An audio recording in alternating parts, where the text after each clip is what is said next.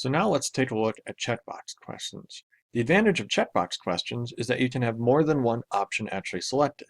So I have this question is who's your favorite character? Let's change that to who are your two favorite characters from the new Star Wars movies? If I kept this as multiple choice, that would be a problem because you can only select one. So I'm going to change it from multiple choice into checkboxes. Now when I do so, I could check as many as I wanted. So I'm going to do a quick preview to see what it looks like. So I could check Poe, Finn, Rey, but in this case here, I'm saying, what are your two favorite characters? So I'm going to have to go in there and I'm going to have to modify that to make sure you can only select two. So I'm going to click on the dots down here and I'm going to go to response validation. Now it's going to pop up some stuff here. And I can change select at least, select at most, or select exactly. Well, I want exactly two different options here. So it's going to say select exactly two and it's going to say custom error text. Now if I leave this alone and just leave it as is, let's refresh this.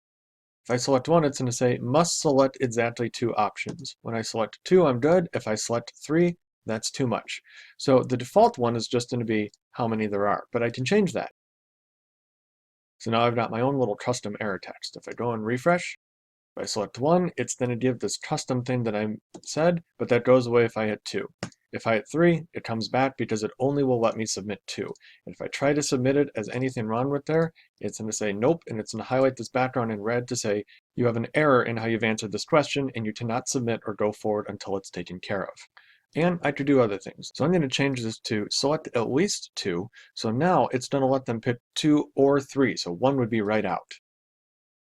So I might need to change my question a little bit or add a little bit of a description. So who are your two favorite characters? So I'm going to change that to who are your favorite characters, and now they would select more than one. So I'll refresh this over here. And so now if I select one, it's going to say you got to pick at least two.